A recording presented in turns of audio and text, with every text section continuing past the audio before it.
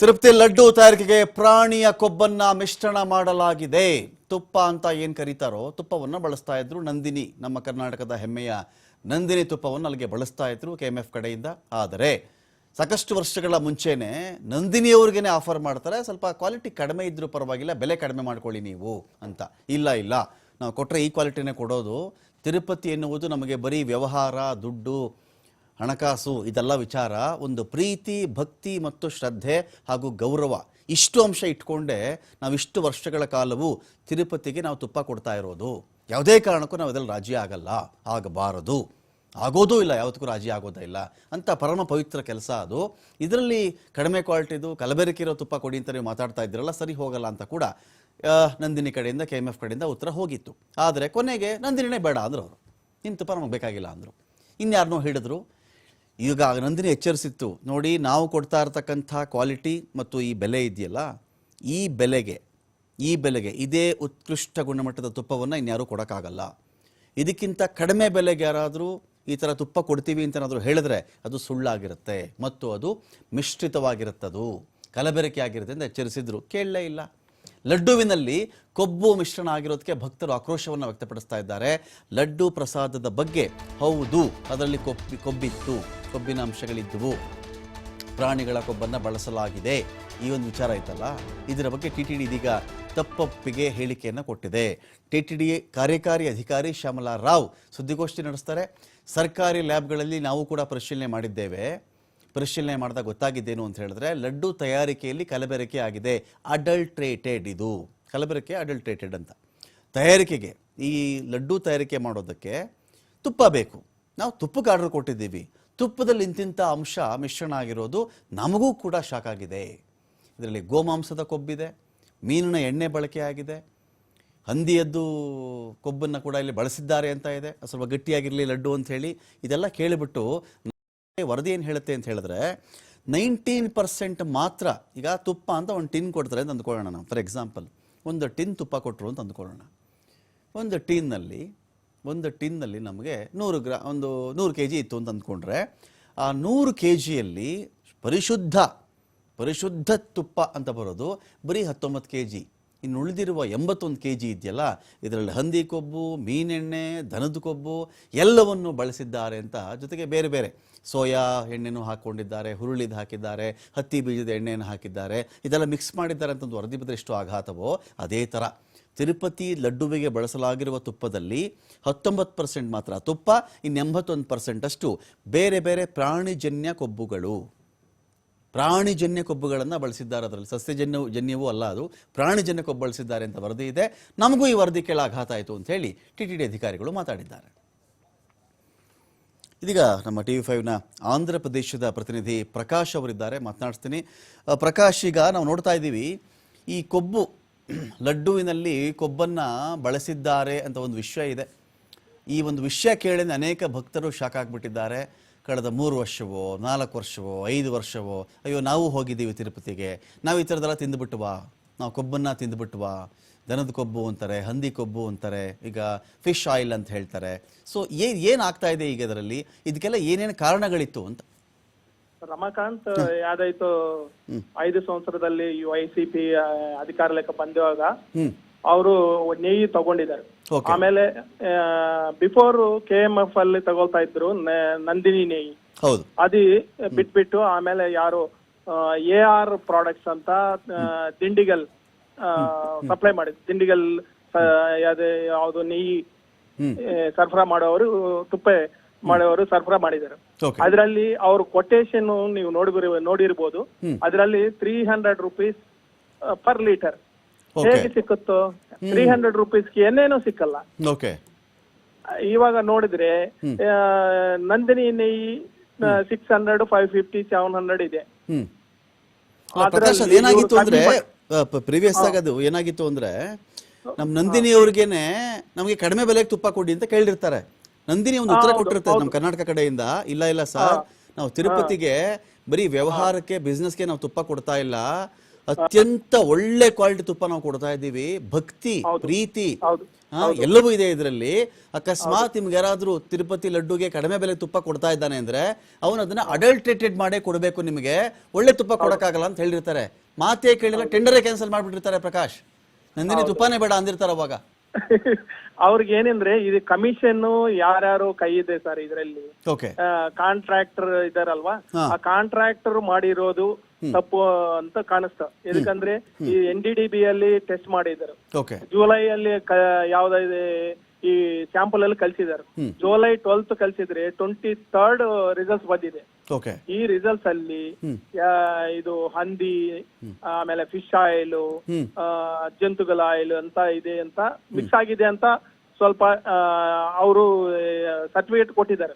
ಆ ಸರ್ಟಿಫಿಕೇಟ್ ನೋಡಿಕೊಂಡು ಆಂಧ್ರದ ಮುಖ್ಯಮಂತ್ರಿ ಚಂದ್ರಬಾಬು ನಾಯ್ಡು ಈ ತರ ಹೇಳಿದ್ರು, ಯಾವ್ದೇ ನೆಯ್ಯಿ ಇದೆ ತುಪ್ಪ ಇದೆ, ಆ ತುಪ್ಪದಲ್ಲಿ ಮಿಕ್ಸ್ ಆಗಿದೆ, ಅನಿಮಲ್ ಆಯಿಲ್ ಮಿಕ್ಸ್ ಆಗಿದೆ, ಇದಕ್ಕೆ ವೆಂಟನೆ ಇದು ಯಾವ್ದಾದ್ರೆ ಅಂದ್ರೆ ಇದು ಖಂಡಿತ ಆಯ್ತು, ಇದ್ ಮೇಲೆ ವಿಚಾರಣೆ ಮಾಡ್ಬೇಕು ಅಂತ ಅವ್ರು ಹೇಳಿದ್ದಾರೆ. ಹೇಳಿದ್ರೆ ಈಗ ಒಂದು ಇದರಲ್ಲಿ ಬೀಫ್ ಟ್ಯಾಲೋ ಬಳಸಿದ್ದಾರೆ, ಲಾರ್ಡ್ ಬಳಸಿದ್ದಾರೆ, ಮತ್ತೆ ಫಿಶ್ ಆಯಿಲ್ ಬಳಸಿದ್ದಾರೆ ಅಂತೆಲ್ಲ ಇದೆ. ಇನ್ನೊಂದ್ ಕಡೆ ನಾವು ಚೆಕ್ ಮಾಡ್ಕೊಂಡಾಗ ಇಲ್ಲಿ ತಯಾರಿಸಿದವ್ರದ್ದು ಏನು ತಪ್ಪಿಲ್ವಾ ಅಂತ, ಲಡ್ಡು ತಯಾರು ಮಾಡಿದವ್ರಿಗೆ ಇದ್ರ ಬಗ್ಗೆ ನಾಲೆಡ್ಜ್ ಇರ್ಲಿಲ್ವಾ? ತುಪ್ಪ ಕೊಟ್ರು, ಅವರು ಲಡ್ಡು ಮಾಡ್ಕೊಟ್ರು, ಅಷ್ಟೇನಾ? ಅದು ಎಷ್ಟೋ ಸಲ ಅವ್ರಿಗೆ ಅಧಿಕಾರಿಗಳಿಗೆ ಹೇಳಿದಾರೆ ಅವರು, ಈ ತುಪ್ಪ ಚೆನ್ನಾಗಿಲ್ಲ, ಲಡ್ಡು ವಾಸನೆ ಬರೋಲ್ಲ, ಲಡ್ಡು ಚೆನ್ನಾಗಿಲ್ಲ ಅಂತ ಎಷ್ಟು ಸಲ ಇದು ಮಾಡಿದ್ರೇನು ಅವರು ಅದಕ್ಕೆ ಏನು ವಿಚಾರಣೆ ಮಾಡಿಲ್ಲ, ಯಾರು ಮೇಲೆ ಇದೂನು ತಗೊಂಡಿಲ್ಲ. ಯಾವ್ದಾದ್ರೆ 14 ಟ್ಯಾಂಕ್ ರಿಟರ್ನ್ ಆಗಿದ್ದು ಈ TDP ಗವರ್ಮೆಂಟ್ ಬಂದಾಗ ನೀ ಮೇಲೆ ಕಾನ್ಸಂಟ್ರೇಷನ್ ಇಟ್ಟಿದ್ರೆ, ಯಾಕೆ ಲಡ್ಡು ಚೆನ್ನಾಗಿಲ್ಲ ಅಂತ. ಭಕ್ತಗಳು ಯಾರ ಪ್ರಪಂಚ ವ್ಯಾಪ್ತ ಭಕ್ತಗಳೆಲ್ಲ ಲಡ್ಡು ಚೆನ್ನಾಗಿಲ್ಲ, ಶ್ರೀವಾರಿ ಲಡ್ಡು ಚೆನ್ನಾಗಿಲ್ಲ ಅಂತ ಕಂಪ್ಲೇಂಟ್ ಬರ್ತಾ ಇದ್ರೆ ಅವರು ಟೆಸ್ಟಿಂಗ್ ಹೋಗೋಣ ಅಂತ NDDB ಕಳ್ಸಿದ್ದಾರೆ.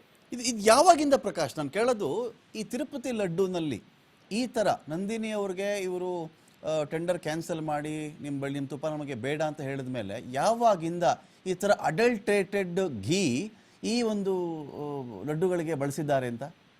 Nearly 3 years. ನಿಯರ್ಲಿ 3 ವರ್ಷಗಳಿಂದ. 3 ವರ್ಷಗಳಿಂದ ಈ YCP ಗವರ್ಮೆಂಟ್ ಬಂದುವಾಗಿಂದ ನಮಗ ಬೇಡ ಅಂತ KMF ಹೋಗ್ಬಿಟ್ಟಿದೆ. ನನಗೂ ಆಗಲ್ಲ, ನಮ್ಮ ಹತ್ರ ಕೊಡಲ್ಲ ಅಂತ ಅವ್ರು ಹೋಗ್ಬಿಟ್ರು. ಆಮೇಲೆ ಕಮ್ಮಿ ರೇಟ್ಗೆ ಯಾರು ಕೊಟ್ಟಿದ್ಯಾರು ಪ್ರಕಾಶ್? ಇದು ಯಾರು, ಯಾವ ಕಡೆಯಿಂದ? ಇದರಲ್ಲಿ ಮಿಡ್ಲ್ ಮನ್ ಯಾರು, ಕಂಪನಿ ಯಾವುದು, ಸಪ್ಲೈ ಚೈನ್ ಹೇಗೆ ಇದು ಅಂತ? ಇದು ತುಪ್ಪೆ ಸಪ್ಲೈ ಮಾಡೋರು ಮಹಾರಾಷ್ಟ್ರ, UP, ಕರ್ನಾಟಕ, ಆಂಧ್ರ, ತೆಲಂಗಾಣ ಎಲ್ಲರೂ ಇದಾರೆ. ಅದರಲ್ಲಿ ತಮಿಳ್ನಾಡು ಆಲ್ಸೋ.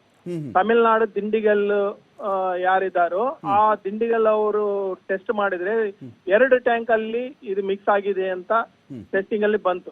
ಇವ್ರಿಗೂ ಫಸ್ಟ್ ವಾರ್ನಿಂಗ್ ಕೊಟ್ಟಿದ್ದಾರೆ, ಯಾರಿಗೆ? ಕಾಂಟ್ರಾಕ್ಟರ್ಗೆ. ಆದ್ರೇನು ಅವರು ಚೇಂಜ್ ಆಗಿಲ್ಲ. 3rd ಟ್ಯಾಂಕರ್ ಬಂದಾಗ ಇಲ್ಲ, ಇದು NDDB ಕಳ್ಸಬೇಕು ಅಂತ ಅವರು ಸ್ಯಾಂಪಲ್ ಅಲ್ಲಿ ಕಳ್ಸಿದ್ದಾರೆ ಅದ್ರಲ್ಲಿ ಲ್ಯಾಬ್ಗೆ. ಆ NDDB ಲ್ಯಾಬ್ ಟೋಟಲ್ ಡೀಟೇಲ್ಸ್ ಬಂದಿದೆಯಲ್ಲ, ನೀವು ನೋಡಿದಾರಲ್ವಾ ಸರ್ಟಿಫಿಕೇಟ್ ಎಲ್ಲ, ಅದ್ರೆಲ್ಲ ರಿಸಲ್ಟ್ಸ್ ಎಲ್ಲ ಬಂದಿರು. ಆ ರಿಸಲ್ಟ್ಸ್ ಅಲ್ಲಿ ನೋಡಿದ್ರೆ ಹಂದಿ, ಆಮೇಲೆ ಇದು ಫಿಶ್ ಆಯಿಲ್ ಎಲ್ಲ ಮಿಕ್ಸ್ ಆಗಿದೆ. ವನಸ್ಪತಿ ಇದೆಯಲ್ವಾ, ಆ ವನಸ್ಪತಿ ಮಿಕ್ಸ್ ಮಾಡಿದಾರಂತ. ಇದು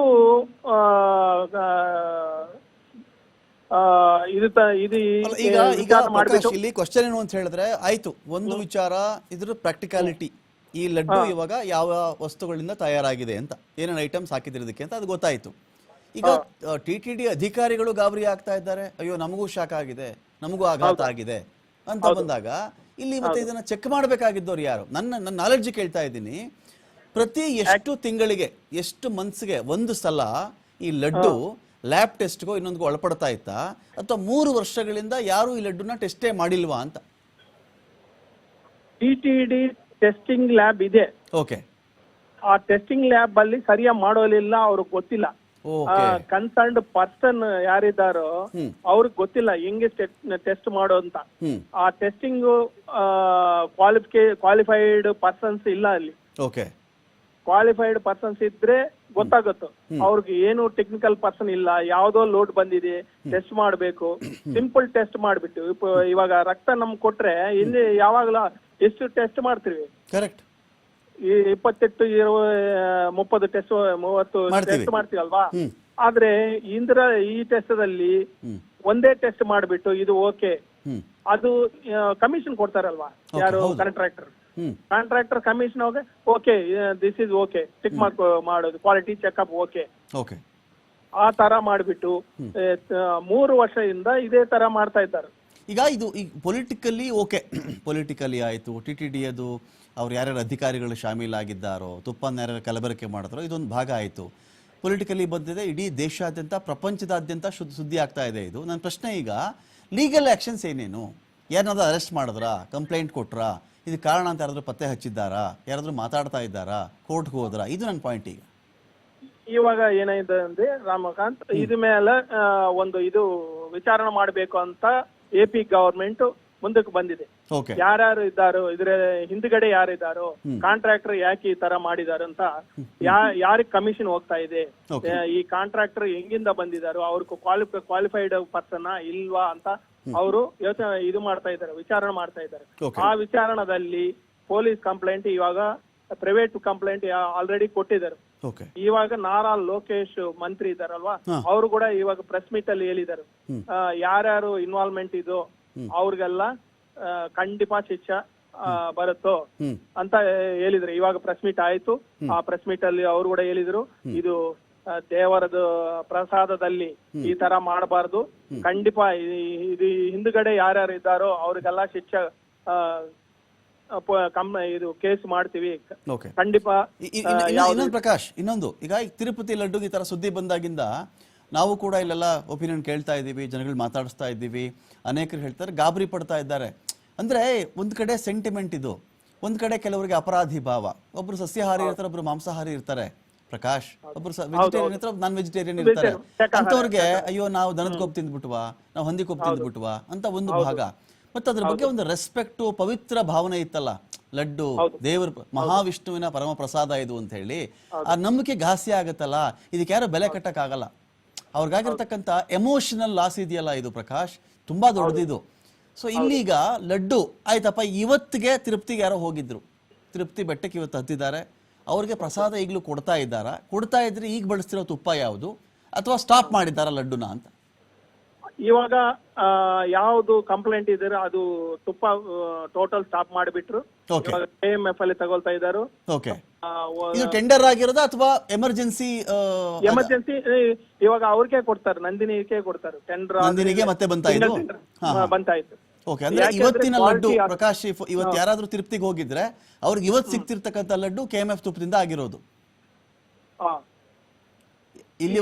ಇವತ್ತಿಂದ ಅದು ವಾಸನೆ ಕೂಡ ಇವತ್ತು ನೋಡ್ಬೇಕಾಯ್ತು. ಯಾರನ್ನ ಭಕ್ತಗಳು ಬಂದು ಅದು ನೋಡ್ಬೇಕು. ಈ ಲಾಸ್ಟ್ 1 month 2 months ಬ್ಯಾಕ್ ಹೆಂಗಿತ್ತು, ಚೆನ್ನಾಗಿದೆ ಅಂತ ಈಗ ಜನ ಹೇಳ್ತಿರೋದು. ಹೌದು, ಇವಾಗ ಚೆನ್ನಾಗಿದೆ ಅಂತ ಹೇಳ್ತಾ ಇದ್ದಾರೆ ಭಕ್ತರುಗಳೆಲ್ಲ. ಓಕೆ, ಅಂದ್ರೆ ಈಗ ನಾವು ಕೇಳಿದ್ವಿ ಸಡನ್ ಆಗಿ ಈಗ ತಿರುಪತಿ ಲಡ್ಡು ಅಂತ ಬಂದ್ಬಿಡುತ್ತೆ. ಇವತ್ತಿನ ಅರೇಂಜ್ಮೆಂಟ್ಸ್ ಗೊತ್ತಿರಲ್ಲ ಕೆಲವು ಜನಗಳಿಗೆ, ಅಯ್ಯೋ ಇದಕ್ಕೂ ಅದೇ ಹಳೆ ತುಪ್ಪನೇ ಹಾಕ್ಬಿಟ್ಟಿದ್ದಾರೆ ಅಂತ ಅನುಮಾನಗಳಿರ್ತವೆ. ಅದಕ್ಕೋಸ್ಕರ ಅದೇನಿಲ್ಲ. ಇವಾಗ KMF ನಂದಿನಿ ತುಪ್ಪ ಯೂಸ್ ಮಾಡ್ತಾ ಇದ್ದಾರೆ. ನಂದಿನಿ ತುಪ್ಪದಲ್ಲಿ ಚೆನ್ನಾಗಿ ಲಡ್ಡು ಕೂಡ ವಾಸನೆ ಬರ್ತಾ ಇದೆ. ಆಮೇಲೆ ಇಂಗ್ರೀಡಿಯೆಂಟ್ಸ್ ಕೂಡ ಚೇಂಜ್ ಮಾಡ್ಬಿಟ್ರು. ಇಂಗ್ರೀಡಿಯೆಂಟ್ಸ್ ಅಲ್ಲಿ ಕೂಡ ಇವಾಗ ನೋಡಿದ್ರೆ ಇಂಗ್ರೀಡಿಯೆಂಟ್ಸ್, ಟೋಟಲ್ ಇಂಗ್ರೀಡಿಯೆಂಟ್ಸ್ ಯಾವ್ದು ಹಾಕ್ತಾರೋ ಅದೆಲ್ಲ ಕೂಡ ಇದಕ್ಕೆ ಮುಂಚೆ ಆರ್ಗಾನಿಕ್ ಪ್ರಾಡಕ್ಟ್ ನಾವು ಹಾಕ್ತಾ ಇದ್ವಿ ಅಂದ್ರು ಅದೆಲ್ಲ ನಿಲ್ಸ್ಬಿಟ್ಟು ಒರಿಜಿನಲ್ ಹಳೇದು ಯಾವ್ದು ಪರ್ಚೇಸ್ ಮಾಡ್ತಾ ಇದ್ರು ಅದೇ ಪರ್ಚೇಸ್ ಮಾಡ್ಬಿಟ್ಟು ಇವಾಗ ಲಡ್ಡು ತಯಾರಿ ಆಗ್ತಾ ಇದೆ. Okay okay, thank you Prakash. ಇದ್ರ ಬಗ್ಗೆ ಒಂದು ಲೀಗಲ್ ಆಕ್ಷನ್ ಆಗ್ಲಿ, ಯಾರೇ ಇದ್ರಲ್ಲಿ ಕಲ್ಪ್ರಿಟ್ಸ್ ಇದ್ರು ಕೂಡ ಅವರೆಲ್ಲ ಅರೆಸ್ಟ್ ಆಗಬೇಕು, ಕಂಬಿ ಹಿಂದೆ ಹೋಗ್ಬೇಕು ಅವರೆಲ್ಲರೂ ಕೂಡ. ಯಾಕೆಂದ್ರೆ ಮನುಷ್ಯನನ್ನ ಭಾವನಾತ್ಮಕವಾಗಿ, ಆರ್ಥಿಕವಾಗಿ, ಅವನು ಪ್ರಸಾದಕ್ಕೂ ಹಣ ಕೊಟ್ಟಿರ್ತಾನಲ್ಲ, ಅವನಿಗೆ ಎಕನಾಮಿಕಲಿ ಅಥವಾ ಅವ್ನಿಗೆ ಫಿನಾನ್ಷಿಯಲಿ ಅವನಿಗೆ ಮೋಸ ಮಾಡಿರ್ತಾರೆ, ಎಮೋಷನಲಿ ಮೋಸ ಮಾಡಿರ್ತಾರೆ, ಧಾರ್ಮಿಕವಾಗಿ ಮೋಸ ಮಾಡಿರ್ತಾರೆ, ಅವನಿಗೆ ಅವನ ನಂಬಿಕೆಗೆ ಪೆಟ್ಕೊಟ್ಟಿರ್ತಾರೆ. ಅಂಥವ್ರು ಪನಿಷ್ಮೆಂಟ್ ಆಗಬೇಕು ಅಂತ ದೇವರ ಖಂಡಿತ ಪನಿಷ್ಮೆಂಟ್ ಕೊಡ್ಬೋದು. ಯಾಕೆಂದ್ರೆ ಈ ತರ ಮಾಡಿದ್ರೆ ಯಾರನ್ನಾದ್ರೆ ಪರವಾಗಿಲ್ಲ, ಯಾರು ಕಾಂಟ್ರಾಕ್ಟರ್ ಆದ್ರೇನು ಪರವಾಗಿಲ್ಲ. Political influence, political back ground ಹೆಂಗಿದೆ ಅಂತ ಕೂಡ ವಿಚಾರಣೆ ಮಾಡ್ತಾ ಇದ್ರೆ ಖಂಡಿತ ಇದ್ರ ಮೇಲೆ ಆಕ್ಷನ್, ಲೀಗಲ್ ಆಕ್ಷನ್ ಖಂಡಿತ ಇರ್ಬೋದು ಅಂತ ನಾರಾ ಲೋಕೇಶ್ ಕೂಡ ಹೇಳಿದ್ದಾರೆ. Okay thank you Prakash, thank you.